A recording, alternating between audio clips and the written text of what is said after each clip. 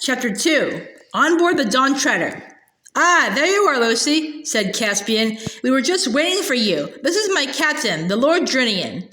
A dark-haired man went down on one knee and kissed her hand. The only others present were Ribachib and Edmund. Where is Eustace? Asked Lucy. In bed, said Edmund, and I don't think we can do anything for him. It only makes him worse if you try to be nice to him. Meanwhile, said Caspian, we want to talk. By Jove, we do, said Edmund. And first, about time. It's a year ago by our time since we left you just before your coronation. How long has it been in Narnia? Exactly 3 years, said Caspian. All going well? Asked Edmund. You don't suppose I'd have left my kingdom and put to sea unless all was well, answered the king. It couldn't be better. There's no trouble at all now between Telmarines, dwarfs, talking beasts, fauns, and the rest. And we gave those troublesome giants on the frontier such a good beating last summer that they pay us tribute now. And I had an excellent person to leave as a regent while I'm away, Trumpkin, the dwarf. You remember him? Dear Trumpkin, said Lucy. Of course I do. You couldn't have made a better choice. Loyal as a badger, ma'am, and valiant as a mouse, said Drinian. He had been going to say as a lion, but had noticed Ribachib's eyes fixed on him. And where are we heading for? Asked Edmund. Well, said Caspian, that's rather a long story. Perhaps you remember that when I was a child, my usurping Uncle Miraz got rid of 7 friends of my father's who might have taken my part by sending them off to explore the unknown eastern seas beyond the lone islands. Yes, said Lucy, and none of them ever came back.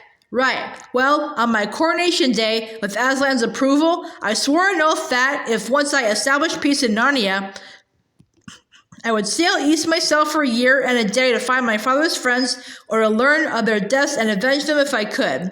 These were their names: the Lord Revilian, the Lord Byrne, the Lord Argos, the Lord Mavramorn, the Lord Octesian, the Lord Restamar, and that other one who's so hard to remember. The Lord Roops, sire, said Drinian. Roop, of course, said Caspian. That is my main intention, but Ribachib here has an even higher hope. Everyone's eyes turned to the mouse. As high as my spirit, it said, though perhaps as small as my stature. Why should we not come to the very eastern end of the world? And what might we find there? I expect to find Aslan's own country. It is always from the east, across the sea, that the great lion comes to us. I say, that is an idea, said Edmund in an odd voice. But do you think, said Lucy, Aslan's country would be that sort of country, the sort you could even sail to? I do not know, madam, said Ribachib, but there is this. When I was in my cradle, a wood woman, a dryad, spoke this verse over me. Where sky and water meet, where the waves grow sweet, doubt not, Ribachib, to find all you seek, there is the other east. I do not know what it means, but the spell of it has been on me all my life. After a short silence, Lucy asked, and where are we now, Caspian? The captain can tell you better than I, said Caspian. So Drinian got out his chart and spread it on the table. That's our position, he said, laying his finger on it. Or was at noon today. We had a fair wind from Cair Paravel and stood a little north for Galma, which we made on the next day. We were in port for a week, for the Duke of Galma made a great tournament for His Majesty and very unhorsed many knights, and got a few nasty falls myself, Drinian. Some of the bruises are there still, put in Caspian. And unhorsed many knights, repeated Drinian with a grin. We thought the Duke would have been pleased if the King's Majesty would have married his daughter, but nothing came of that. Squints and his freckles, said Caspian. Oh, poor girl, said Lucy. And we sailed from Galma, continued Drinian, and ran into a calm for the best part of 2 days and had to row, and then had wind again, and did not make Terebinthia to the 4th day from Galma. And there the king sent out a warning not to land, for there was sickness in Terebinthia, but we doubled the cape and put in at a little creek far from the city and watered. Then we had to lie off for 3 days before we got a southeast wind and stood out for 7 isles. The third day out, a pirate, Terebithian by her rig, overhauled us, but when she saw us well armed, she stood off after some shooting of arrows on either part, and we ought to have given her chase and boarded her and hanged every mother's son of them, said Ribichi. And in 5 days more, we were inside of Muel, which, as you know, is the westernmost of the 7 isles. Then we rode through the straits and came about sundown into Red Haven on the Isle of Bren, where we were very lovingly feasted and had victuals and water at will. We left Red Haven 6 days ago and have made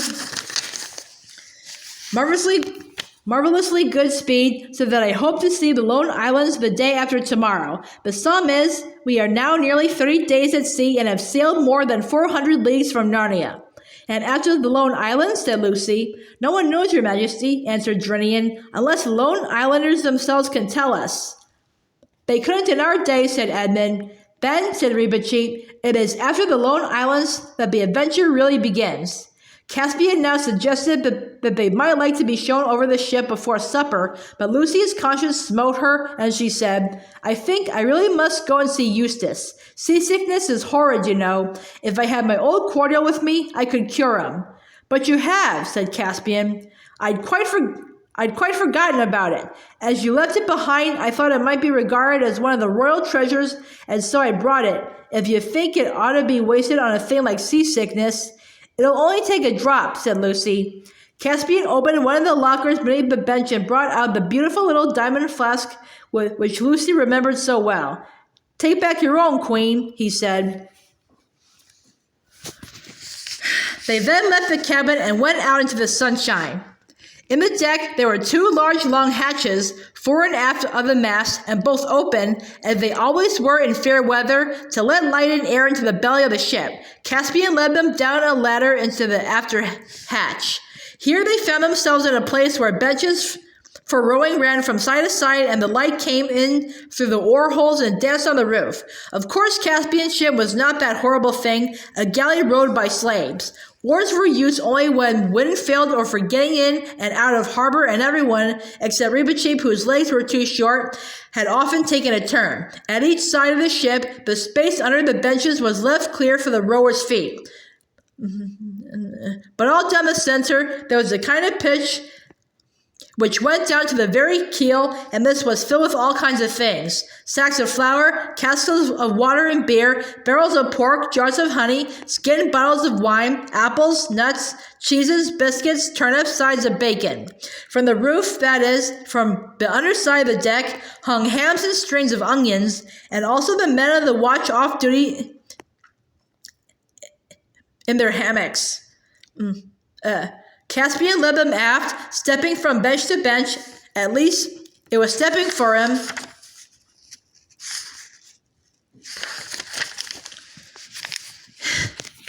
And something between a step and a jump for Lucy, and a real long jump for Ribichi. And this way, they came to a partition with a door in it. Caspian opened the door and led them into a cabin which filled the stern underneath the deck cabins in the poop. It was, of course, not so nice. It was very low, and the sides sloped together as they went down, so that there was hardly any floor, and though it had windows of thick glass, they were not made to open because they were underwater. In fact, at this very moment, as the ship pitched, they were alternately golden with sunlight and dim green with the sea. You and I must lodge here, Edmund, said Caspian. We'll leave your kinsmen the bunk and sling hammocks for ourselves. I beseech your majesties, said Drinian. No, shipmate, said Caspian. We have argued all that out already. You and Rince was the mate, are sailing the ship, and will have cares and labors many a night when we are singing catches or telling stories. So you and he must have the poor cabin above. King Edmund and I can lie very snug here below. But how is the stranger? Eustace, very green in the face, scowled and asked whether there was any sign of the storm getting less. But Caspian said, What storm? And Drinian burst out laughing.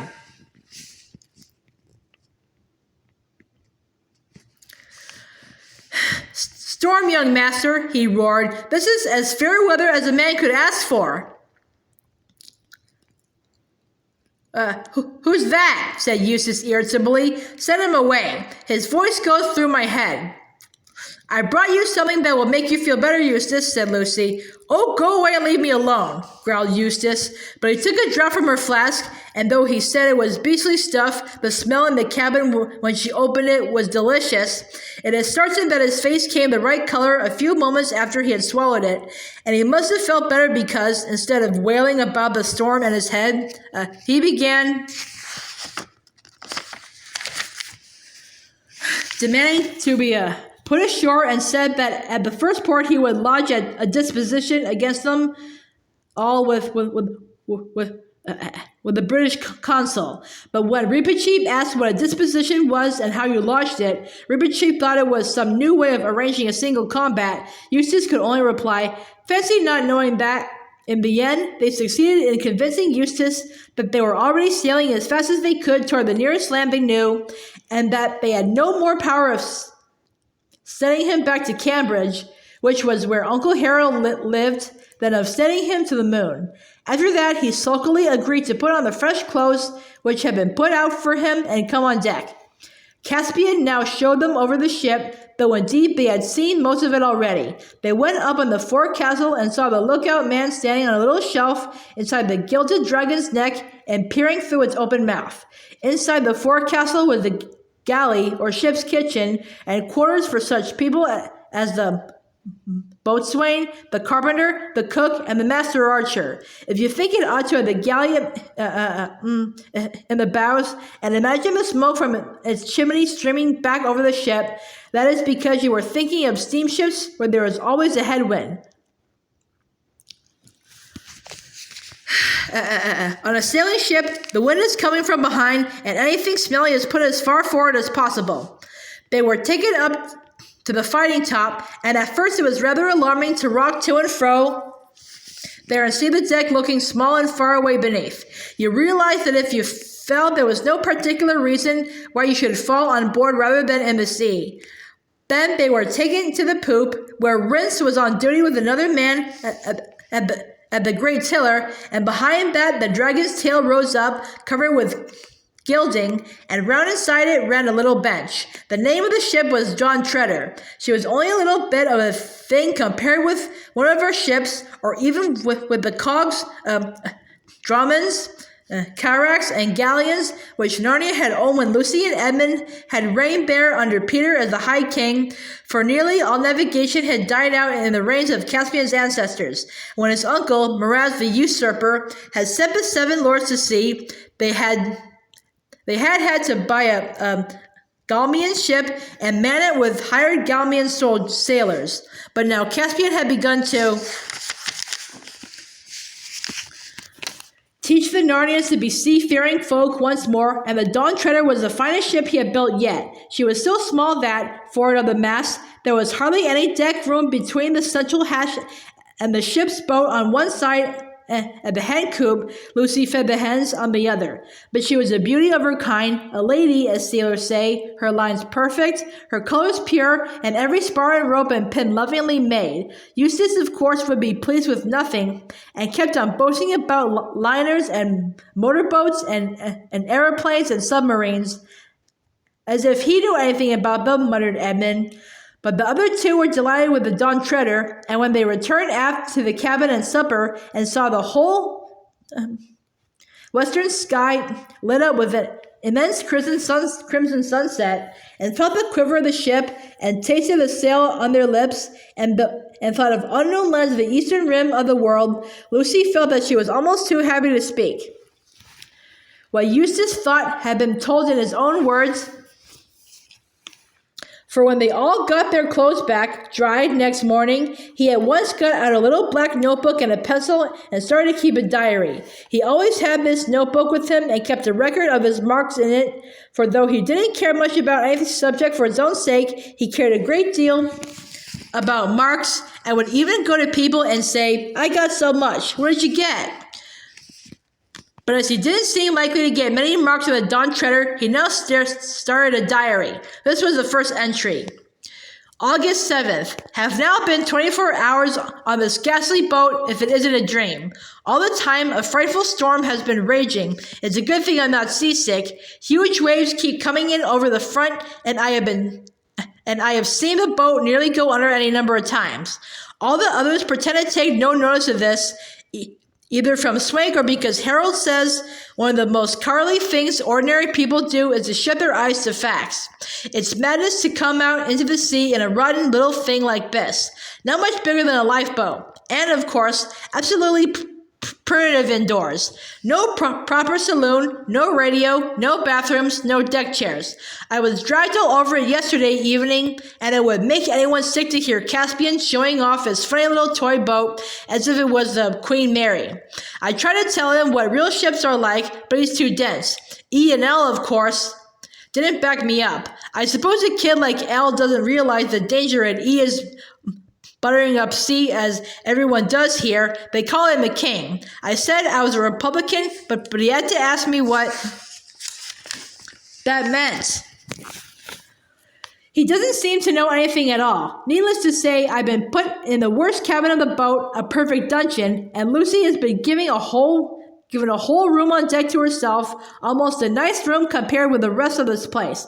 C says that because she's a girl. I try to make him see what Alberta says, that's all that sort of thing is really lowering girls, but it was too dense. Still, he might see that I shall be ill if I'm kept in that hole any longer. E says we mustn't grumble because C is sharing it with us himself to make room for L.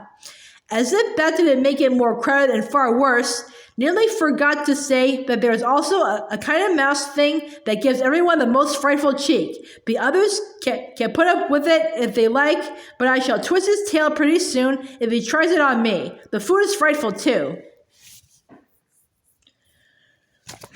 The trouble between Eustace and Reba Cheap arrived even sooner than might have been expected. Before dinner next day, when the others were sitting around the table waiting, being at sea gives one a magnificent appetite, Eustace came rushing in, wringing his hand and shouting out, "That little brute has half killed me. I insist on it being kept under control."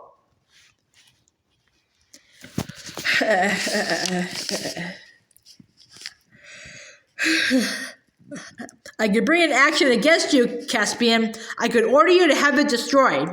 At the same moment, Reba Cheap appeared. His sword was drawn and his whiskers looked very fierce, but he was as polite as ever. "I ask your pardons all," he said, "and especially Her Majesty's. If I had known that he would take refuge here, I would have awaited a more reasonable time for his correction." "What on earth's up?" asked Edmund. What had really happened was this. Reba Cheap, who never felt that the ship was getting on fast enough, left to sit on the bulwarks far forward just beside the dragon's head, gazing out at the eastern horizon and singing softly in his little chirping voice the song the Dryad had made for him. He never held on to anything, however the ship pitched, and kept his balance with perfect ease.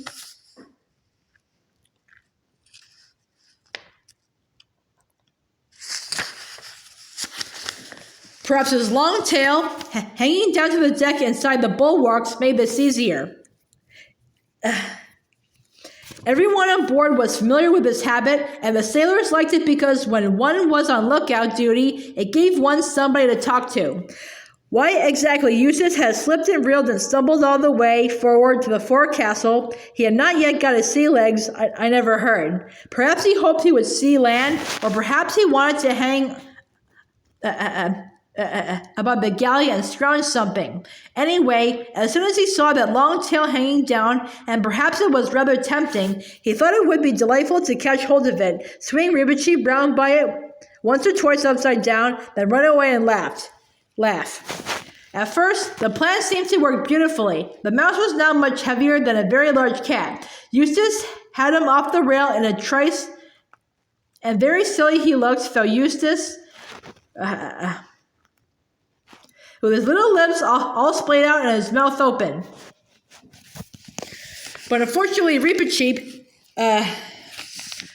who had fought for his life many a time, never lost his head even for a moment. nor his skill. It is not very easy to draw one's sword when one is swinging round in the air by one's tail, but he did. And the next thing Eustace knew was 2 agonizing jabs in his hand, which made him let go of the tail. And the next thing after that was that the mouse had picked itself up again, as if it were a ball bouncing off the deck, and there it was facing him, and a horrid, long, bright, sharp thing like a skewer was waving to and fro within an inch of his stomach. This doesn't count as below the belt for mice in Narnia, because they can hardly be expected to reach higher. "Stop it!" spluttered Eustace. "Go away! Put that thing away! It's not safe! Stop it, I say! I'll tell Caspian! I'll have you muzzled and tied up!" "Why do you not draw your own sword, poltroon?" cheeped the mouse. "Draw and fight, or I'll beat you black and blue with a flat." "I haven't got one," said Eustace. "I'm a pacifist. I don't believe in fighting." "Do I understand," said Reepicheep, withdrawing his sword for a moment and speaking very sternly, "that you do not intend to give me satisfaction?" "I don't know what you mean," said Eustace, nursing his hand. "If you don't know